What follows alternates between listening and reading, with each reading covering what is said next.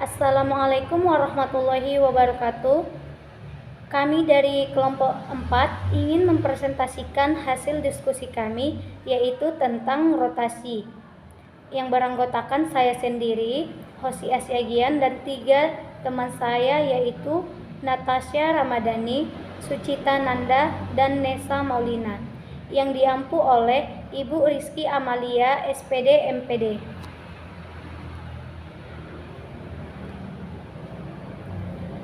Pada pertemuan kali ini, kami akan membahas 5 submateri. Yang pertama adalah pengertian rotasi, yang kedua rumus putaran dengan titik pusat 0,0 dan A, B. Yang ketiga, matriks rotasi. Yang keempat, ketentuan dan sifat-sifat sederhana putaran. Dan yang kelima adalah komposisi hasil kali putaran. Pada bagian pertama dan kedua akan dijelaskan oleh saya sendiri. Bagian yang ketiga nanti akan dijelaskan oleh teman saya, Natasha Ramadhani. Bagian yang keempat akan dijelaskan oleh Sucita Nanda. Dan bagian yang terakhir atau yang kelima akan dijelaskan oleh Nesa Maulina. Baiklah, masuklah kita pada bagian yang pertama yang nantinya akan dijelaskan oleh saya sendiri. Pengertian rotasi. Rotasi adalah memutar objek terhadap titik tertentu di bidang XY. Bentuk dan ukuran objek tidak berubah. Untuk melakukan rotasi, perlu diketahui sudut rotasi dan pivot point X proyeksi, Y proyeksi, atau titik rotasi di mana objek dirotasikan. Selanjutnya, arah rotasi dibedakan menjadi 2, yaitu 1. Arah positif. Dia disebut arah positif apabila dia berlawanan arah dengan arah jarum jam. Dan yang kedua, arah negatif. Dikatakan dia arah negatif ketika dia searah dengan jarum jam. Selanjutnya, sin min alfa sama dengan min sin alfa. Sin min alfa itu di trigonometri itu sama dengan min sin alfa, dan cos min alfa di trigonometrinya sama dengan cos alfa. Selanjutnya,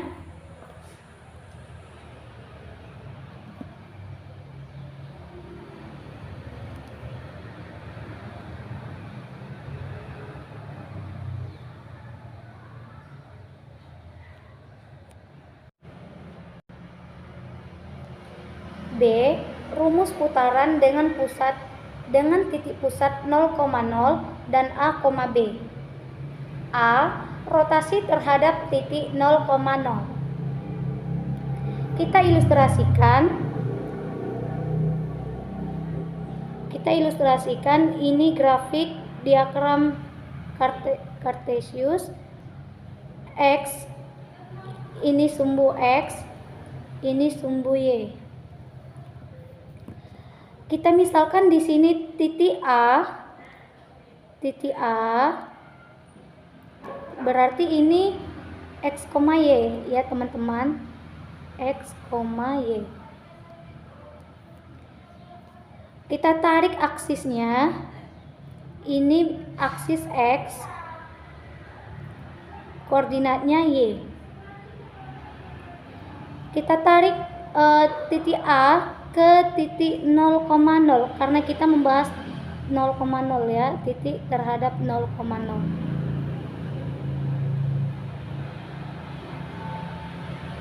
Selanjutnya kita rotasikan ini titiknya, kita rotasikan sejauh alfa atau kita geser ini ya. Kita rotasikan di sini titiknya. Kita tarik lagi ini ke titik 0,0 dan di sini adalah sudut alfa. Nah, titiknya ini disebut titik A aksen karena dia titik bayangan. A aksen, X aksen, Y aksen. Atau selain titik bayangan, kita sebut juga hasil rotasi dari titik awal A, X, Y, dan kita tarik aksis titik A aksen ini aksis X aksen, koordinat Y aksen. Untuk lebih jelas, kita perhatikan gambarnya. Ini ya teman-teman. Nah, dari penjelasan ini, maka kita mendapat rumus X aksen Y aksen sama dengan matriks cos alfa min sin alfa cos alfa dikali XY, di mana si XY ini adalah titik awal sebelum dirotasikan. Cos alfa ini adalah sudut alfanya. Biar lebih jelas, kita masuk ke contoh.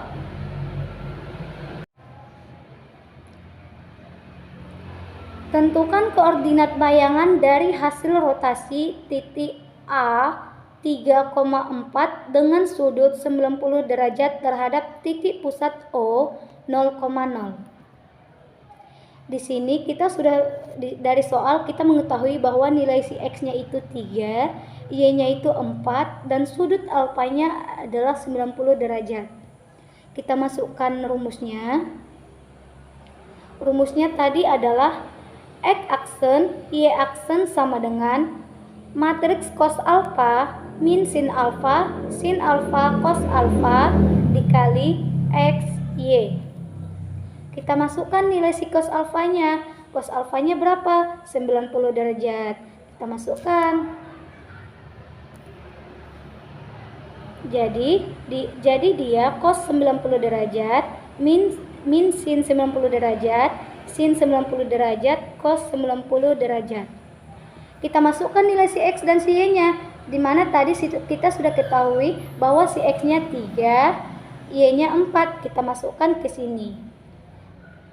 Selanjutnya kita cari nilai dari cos 90 derajat itu berapa. Jadi di sini kita harus paham sudut-sudut istimewa. Nah, di trigonometri cos 90 derajat itu adalah 0, sin 90 derajat itu adalah 1. Di sini kita buat min 1 karena di sini di rumus dia min sin alfa ya. Selanjutnya sin 90 derajat itu 1, cos 90 derajat itu 0, kita kalikan dengan si XY-nya 3, 4. Selanjutnya kita operasikan matriksnya, di mana untuk mengoperasikannya kita buat baris kali kolom. Sebelumnya sudah kita pelajari. Nah, di sini kita sudah dapat 0 ditambah min 4. Kenapa min 4? Karena 0 dikali 3 itu 0, min 1 dikali 4 itu min 4, jadi 0 ditambah min 4. Selanjutnya baris kedua, 1 dikali 3 itu 3, ditambah 0 dikali 4 itu 0. Jadi dapatlah hasilnya min 4 dan 3. Selanjutnya kita sudah mendapat bahwa X aksen sama dengan min 4, Y aksen sama dengan 3. Jadi koordinat bayangan hasil rotasi titik A 3,4 sebesar 90 derajat terhadap titik pusat O 0,0 adalah A aksen min 4,3. Sampai sini paham ya teman-teman? Selanjutnya kita masuk ke contoh yang kedua. Contoh yang kedua ini agak berbeda ya. Mari kita baca soalnya. Jika diketahui titik B min 2,5 diputar searah jarum jam sebesar 180 derajat dengan titik pusat O 0,0. Tentukan bayangan titik koordinat tersebut. Nah, di situ ada kata diputar searah jarum jam. Sebelumnya tadi saya sudah menjelaskan bahwa kalau dia diputar searah jarum jam berarti dia sudutnya bernilai negatif.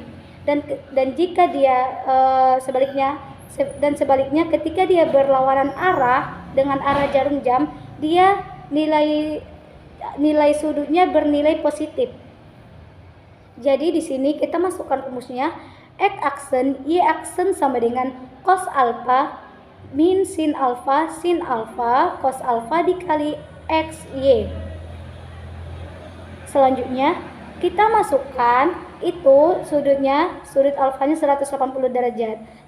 Sebagaimana yang sudah kita ketahui tadi, dia diputar searah jarum jam, berarti sudutnya berubah menjadi negatif. Di sini sudah terlihat cos min 180 derajat, min sin min 180 derajat, sin min 180 derajat, cos min 180 derajat dikali si XY-nya. Si XY-nya itu ya itu yang ada di dalam soal, titik B-nya, X-nya min 2, Y-nya itu 5. Selanjutnya X aksen, Y aksen sama dengan min 1, 0, 0, min 1 dikali min 2 dikali min 2, 5. Jadi kita kalikan baris kali kolom sama seperti contoh 1 tadi. Tinggal kita kalikan baris pertama dengan kolom pertama.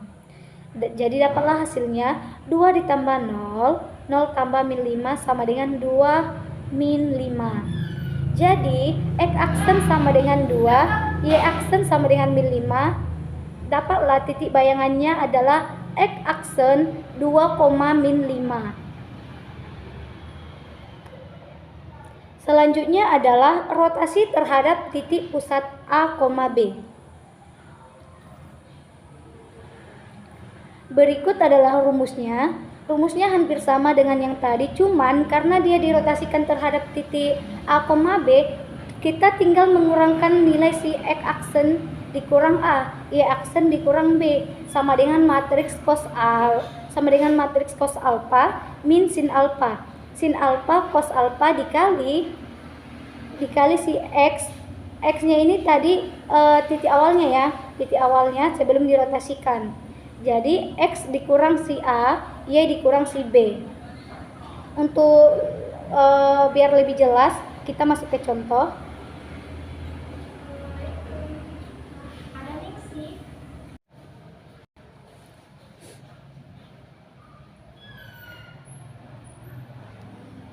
Kita lihat contohnya.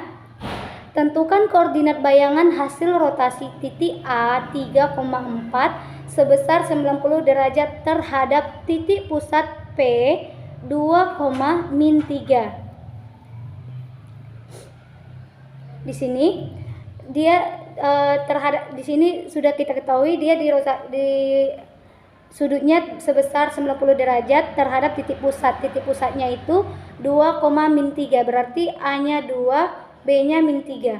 Dan si X-nya itu 3, si Y-nya itu 4. Kita masukkan ke dalam rumus. X aksen dikurang A, Y aksen dikurang B sama dengan matriks cos alfa min sin alfa cos alfa dikali X dikurang A, Y dikurang B. Kita masukkan nilai si cos alfanya, di mana si cos alfanya kita sudah ketahui sudutnya 90 derajat.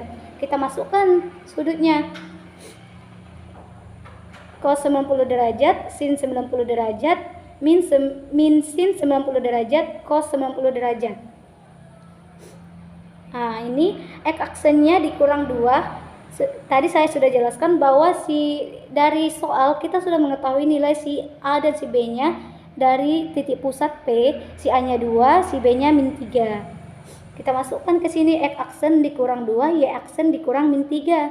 Jadi cos 90 derajat, min sin 90 derajat, sin 90 derajat, cos 90 derajat dikali 3 dikurang 2, 4 dikurang min 3. Selanjutnya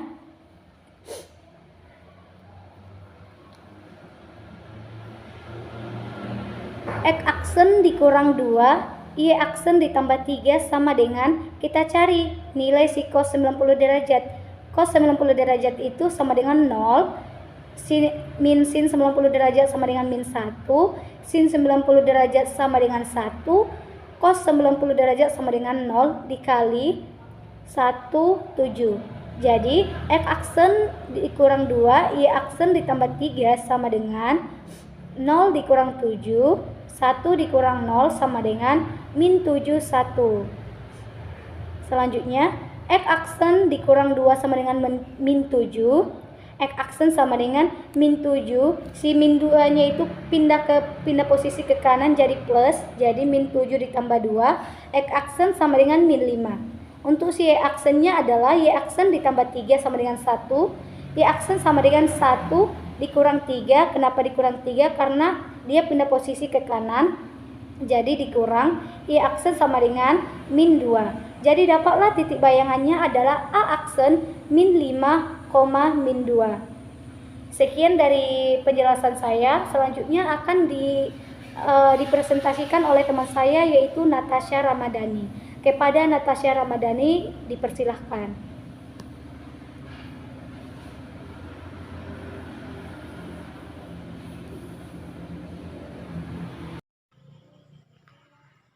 Assalamualaikum warahmatullahi wabarakatuh. Perkenalkan, nama saya Natasha Ramadhani. Di sini saya akan melanjutkan penjelasan dari kosia, yang dimana penjelasannya sudah dijelaskan di video sebelumnya. Jadi saya di sini akan membahas tentang matriks rotasi, yang dimana matriks rotasi itu adalah matriks transformasi yang digunakan untuk melakukan rotasi dalam ruangan Euclidean. Jadi matriks rotasi itu secara analitis dapat ditulis sebagai bentuk umum, yaitu P X, Y, di mana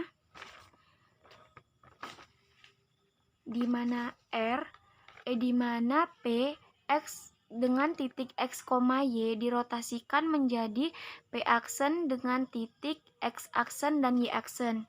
Selanjutnya, di titik P, X, Y yang dirotasikan menjadi P aksen, buka kurung, cos theta dikali X dikurang sin theta dikali Y, sin theta dikali X ditambah cos theta dikali Y.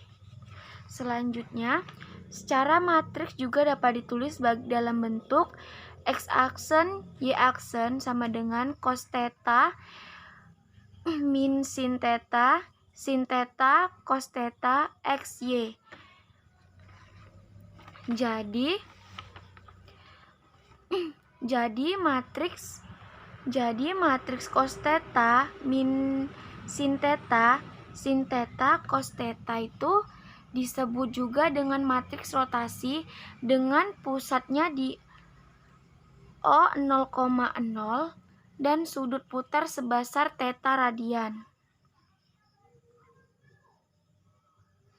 Nah, selanjutnya dirotasi R 0,90 derajat atau theta 90 derajat dengan bayangan min Y, X, maka matriksnya itu berbentuk 0, min 1, 1, 0. Dan jika tetanya itu berada di 90 derajat, yang mana bayangannya itu ada di Y, min X, maka matriksnya itu berbentuk 0, 1, min 1, 0. Dan jika rotasi tetanya berada di 180 derajat di bayangan min X, min Y, maka matriks yang kita gunakan berbentuk min 1, 0, 0, min 1. Dan jika rotasi tetanya berada di 270 derajat dengan bayangan Y, min X, maka matriks yang kita gunakan itu adalah 0, 1, min 1, 0. Dan jika rotasinya berada di theta 270 derajat, maka jika bayangannya itu berada di min Y, X, maka matriks yang kita gunakan adalah 0, min 1, 1, dan 0.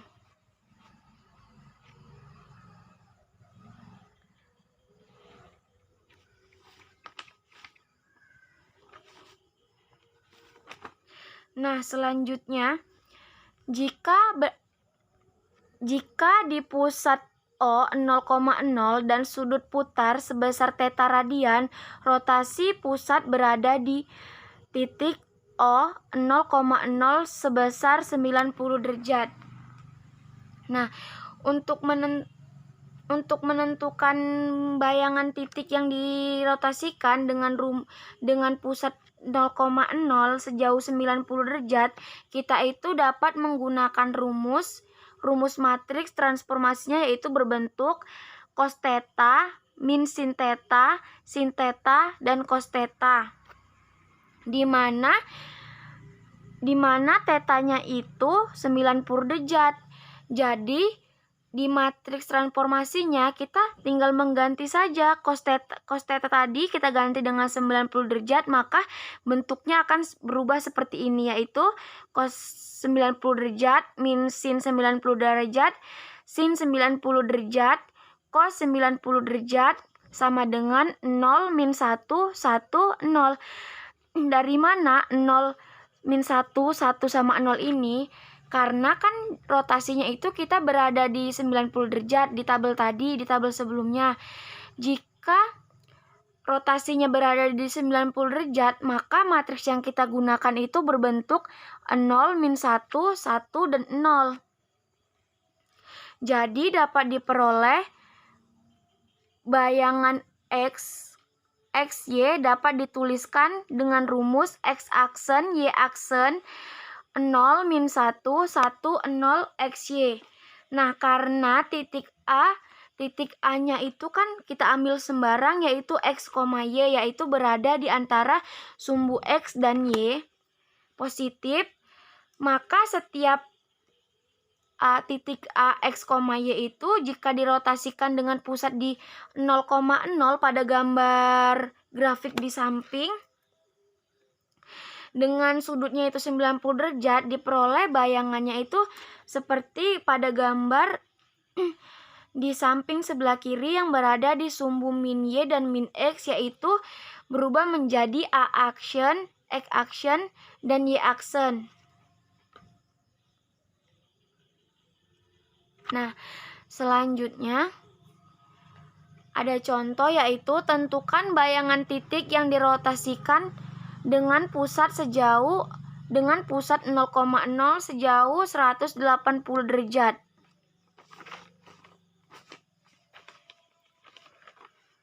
Jadi untuk membentuk bayangan titik yang dirotasikan dengan titik pusat di 0,0 sejauh 180 derajat, kita dapat menuliskan menggunakan rumus matriks transformasi, yang dimana rumusnya adalah cos theta min sin theta, cos theta. Jadi tetanya itu dengan radian 180 derajat, tetanya kita ganti menjadi 180 derajat, maka matriks transformasinya akan berubah menjadi cos 180 derajat min 180 derajat sin 180 derajat cos 180 derajat sama dengan matriksnya min 1, 0, 0, min 1. Kenapa matriksnya itu berbentuk min 1, 0, 0 dengan min 1? Karena kan di tabel sebelumnya kita sudah menjelaskan jika rotasinya di radian 90 derajat bentuknya akan seperti ini, dan jika berada di 180 derajat bentuknya akan seperti ini, dan jika berada di 270 derajat berbentuk seperti ini. Nah, makanya jika radian rotasi berada di 180 derajat, maka matriksnya itu berbentuk min 1, 0, 0, min 1. Jadi, dapat diperoleh bayangan X aksen, Y aksen dapat dituliskan dengan rumus, yaitu seperti ini. X aksen, Y aksen sama dengan min 1, 0, 0, min 1, XY. Dan gambaran grafiknya seperti pada gambar di samping. Dan kita lihat, jika titik P kita ambil sembarang berada di titik X, Y, Nah, jika dirotasikan dengan titik pusat di 0,0 dengan sudut 180 derajat, diperoleh bayangannya yaitu seperti pada bayangan sebelah kiri menjadi P aksen, Y aksen, P aksen, X aksen, Y aksen. Seperti itu. Terima kasih penjelasan video dari saya. Sekian. Video selanjutnya akan dijelaskan oleh teman saya yaitu Sucitananda. Terima kasih.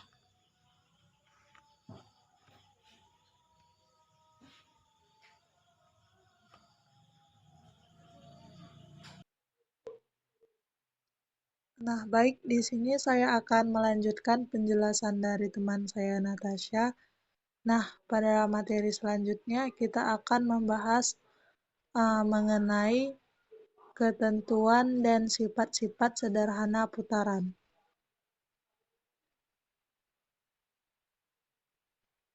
Next.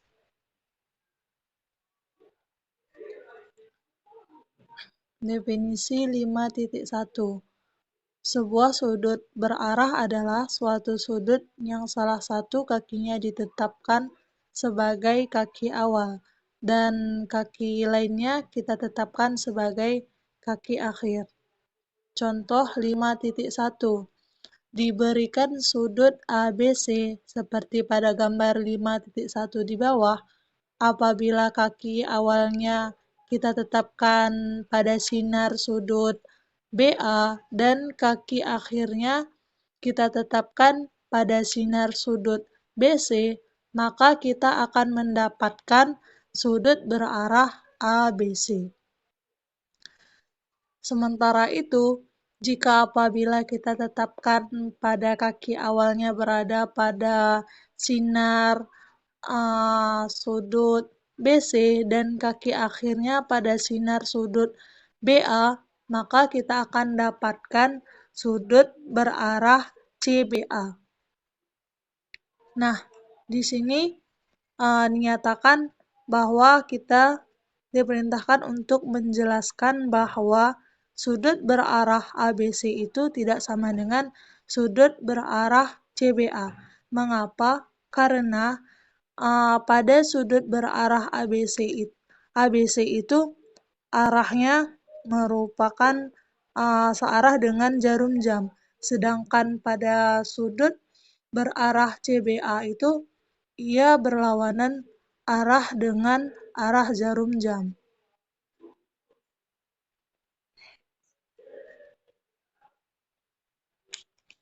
Contoh 2. Misal diberikan sudut ABC sama dengan 45 derajat dengan kondisi seperti pada gambar 5.2 di bawah, maka kita harus menentukan besarnya sudut berarah ABC dan besarnya sudut berarah CBA. Penyelesaian pada besarnya sudut berarah ABC di sini karena orientasi ganda BAC negatif. Mengapa negatif? Karena pada orientasi ganda BAC itu merupakan searah dengan jarum jam. Maka kita akan mendapatkan besarnya sudut berarah ABC itu sama dengan min 45 derajat. Sedangkan pada besarnya sudut berarah CBA, karena orientasi pada BAC positif. Mengapa positif? Karena pada arah sudut BAC itu merupakan berlawanan arah dengan arah jarum jam, maka kita akan mendapatkan besarnya sudut berarah CBA itu sama dengan 45 derajat.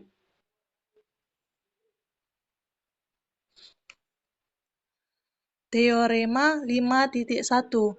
Misalkan diberikan sudut ABC, maka besar sudut berarah ABC sama dengan min besar sudut berarah CBA. Bukti, karena orientasi ganda BAC bisa positif atau negatif, maka kita dapat meninjau apabila Pada kejadian 1, orientasi ganda BAC positif. Mengapa positif? Karena pada sudut BAC itu merupakan berlawanan arah jarum jam. Akibatnya, besar sudut berarah ABC sama dengan besar sudut berarah ABC. Jika orientasi ganda BAC positif, maka orientasi ganda pada BCA itu negatif. Akibatnya, besar sudut berarah CBA sama dengan min besar sudut berarah ABC. Jadi, besar pada sudut berarah ABC itu sama dengan min besar sudut berarah CBA.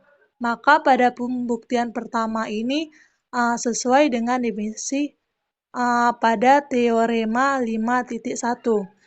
Pada kejadian kedua, maka di sini kita asumsikan bahwa orientasi ganda BAC negatif. Mengapa negatif? Karena ia merupakan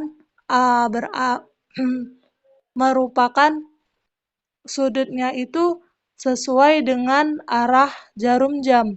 Akibatnya, besar sudut berarah ABC sama dengan min besar sudut berarah ABC. Jika orientasi ganda BAC negatif, maka orientasi ganda BCA positif. Akibatnya, min besar sudut berarah CBA sama dengan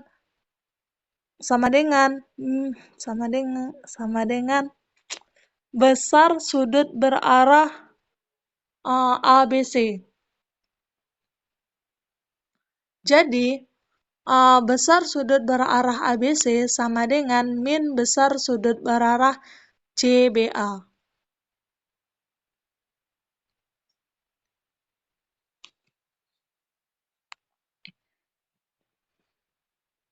Definisi 5.2. Misalkan diberikan sudut ABC, sudut berarah ABC ditetapkan sebagai besar ukuran sudut berarah ABC dan besar sudut berarah CBA ditetapkan sebagai besar ukuran sudut berarah CBA. Nah, pada besar sudut berarah ABC akan terdapat dua kemungkinan. Pada kemungkinan pertama, besar sudut berarah ABC jika orientasi ganda BAC positif. Mengapa? Karena pada sudut BAC ini merupakan ia berlawanan dengan arah jarum jam. Yang kedua, pada kemungkinan yang kedua yaitu negatif. Besar sudut berarah ABC jika orientasi ganda BAC negatif. Yang selanjutnya yaitu definisi 5.3. Misal diberikan dua garis berpotongan, garis L dan M tidak tegak lurus, sudut antara L dan M ditetapkan sebagai sudut lancip yang dibentuk kedua garis tersebut.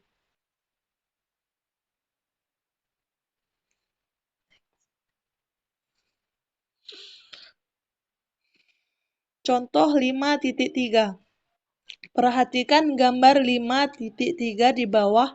Besar sudut antara S dan T adalah 60 derajat, sedangkan besar sudut antara T dan U adalah 30 derajat.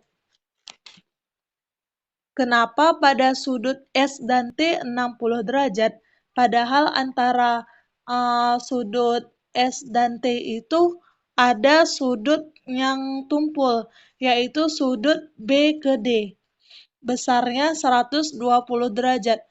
Tetapi karena sudut lurus itu 180 derajat, ini sudah kita pakai 60 derajat pada sudut S dan T, maka sisanya itu antara sudut T sudut sudut T ke D itu 120 derajat. Mengapa kita tidak mengambil pada sudut T ke D? Karena itu merupakan sudut yang tumpul, bukan sudut yang lancip. Melainkan pada definisi 5.3 tadi, pada garis yang berpotongan adalah merupakan sudut yang lancip. Maka kita mengambil pada titik sumbu S dan T. Lanjut, sudut C dan E kita ambil karena sudut tersebut merupakan sudut yang tumpul, bukan sudut yang lancip. Nah, kita perhatikan pada S, T, dan U pada gambar 5.3, ukuran sudut S ke T adalah besaran sudut berarah APB, yaitu 60 derajat. Mengapa? Karena pada sudut S ke T adalah merupakan arahnya berlainan dengan arah jarum jam. Maka hasil ganda PAB positif. Sedangkan ukuran sudut dari U ke T adalah besar sudut berarah CPA min 30. Mengapa? Karena pada sudut CPA itu merupakan dia searah dengan jarum jam, sehingga nilai yang didapatkan akan menghasilkan nilai negatif.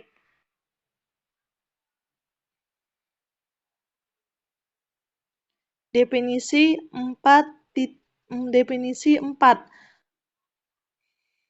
Misalkan diberikan dua garis L dan M berpotongan tidak lurus di titik A dan titik P pada L, sedangkan M dan C itu titik-titik pada M, sehingga A terletak pada antara B dan C. Kita perhatikan pada gambar di bawah, gambar 5.4. Apabila sudut PAB lancip ditetapkan dari L ke M adalah sudut PAB. Apabila sudut PAB tumpul, maka kita akan tetapkan sudut dari L ke M adalah sudut PAB. Jadi intinya di sini pada definisi 4, kita diminta untuk menentukan sudut yang lancip.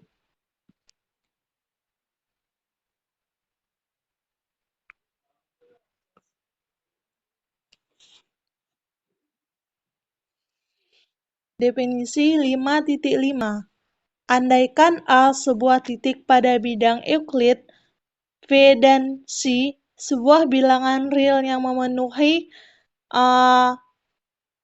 min 180 derajat, lebih kecil dari C, lebih kecil dari 180 derajat, sebuah rotasi mengelilingi A adalah sebuah relasi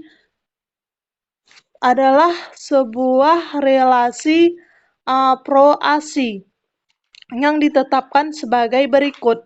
Untuk P elemen V, maka A adalah pro-AC V sama dengan A jika P sama dengan A. Pada bagian B, pro-AC V sama dengan V aksen, sehingga besar sudut berarah PAV aksen sama dengan C dan AV aksen sama dengan AP jika P tersebut bukan sama dengan A. Nah, pada ilustrasi pertama merupakan ilustrasi pada bagian A, di mana pada titik P merupakan titik yang akan diputar berhimpit dengan titik A, yaitu titik pusar atau titik poros. Bagaimanapun kita akan memutarnya, titik A akan tetap berada di titik tersebut. Begitu juga dengan titik P, sehingga kesimpulannya titik P sama dengan titik A. Selanjutnya, pada ilustrasi yang kedua merupakan ilustrasi pada bagian B, yaitu jika P tidak sama dengan A, di mana penjelasannya tersebut merupakan ada dua titik yaitu titik A sebagai titik poros dan titik P sebagai titik yang akan diputar. Jika titik P tersebut kita putar, maka akan menghasilkan yang namanya titik V aksen. Nah, pada ilustrasi yang ketiga itu merupakan gambar kincir. Pada bagian tengah kita bisa melambangkan titik A, di mana titik A tersebut merupakan titik poros. Jika bagaimanapun kita memutar kincir tersebut, maka titiknya tidak akan pernah berpindah. Sementara keranjang-keranjang yang ada di kincir tersebut, kita bisa melambangkan dengan titik P. Jika titik P tersebut kita putar, ia akan menghasilkan namanya titik V aksen. Baik, selanjutnya materi selanjutnya akan dijelaskan teman saya, Nesa Molina. Assalamualaikum warahmatullahi wabarakatuh. Perkenalkan, nama saya Nesa Molina. Di sini saya akan menjelaskan komposisi hasil kali putaran. Nah, jadi hasil kali atau komposisi dua putaran dengan satu putaran adalah sebuah putaran dengan pusat yang sama atau disebut dengan transformasi identitas. Nah, jadi ada beberapa contoh gambar pada komposisi hasil kali putaran. Nah, selanjutnya itu ada teorema, yaitu hasil kali dua rotasi adalah sebuah rotasi atau sebuah translasi. Nah, kita buktikan ada sebuah gambar, bisa kita lihat pada gambar di atas. Andaikan ada rotasi RA himpunan 01 dan rotasi RB himpunan 0Z, tarik garis S sama dengan AB jika MXAY sama dengan MXAZ sama dengan 1/2, maka RA himpunan 01 sama dengan MSMT dan RB himpunan 0Z sama dengan MUMT. Jadi RB himpunan 0Z RA himpunan 01 sama dengan MUMT dikali MSMT sama dengan MUMT. Nah, jika apabila U sejajar dengan T, maka RB omega 2 RA omega 1 adalah suatu geseran. Nah, kalau N dan T berpotongan di C, maka MUMT adalah suatu rotasi yang berpusat di C. Nah, jika andaikan RC sama dengan omega, jadi RB omega 2 RA omega 1. Hubungan apakah terdapat antara omega 1 dan omega 2? Nah, kita jawab dari gambar, bisa kita lihat pada gambar bahwa MABC sama dengan 1/2, sedangkan MBAC sama dengan 1/2 omega 1. Nah, dengan demikian MPCB sama dengan 1/2 omega 1 ditambah omega 2. Nah, berarti sudut dari T ke U adalah 1/2 omega 1 ditambah omega 2, sehingga 2 omega sama dengan omega 1 ditambah omega 2. Nah, selanjutnya jika omega 1 ditambah omega 2 lebih dari 180, maka omega sama dengan omega 1 ditambah omega 2 dikurang 360. Jadi sebagaimana pada gambar, andaikan X2 sama dengan 140 dan andaikan omega 2 140 dan omega 1 sama dengan 60. Nah, jadi M sudut ABC sama dengan 80 dan M sudut PCB sama dengan 100. Nah, jadi MACB sama dengan minus 80. Maka sudut dari T ke U adalah negatif 80. Nah, jadi omega sama dengan minus 160. Nah, perhatikan bahwa minus 160 sama dengan omega 1 ditambah omega 2 dikurang 360. Nah, demikian yang dapat saya jelaskan. Jika ada pertanyaan, silahkan ditanya. Saya akhiri. Assalamualaikum warahmatullahi wabarakatuh.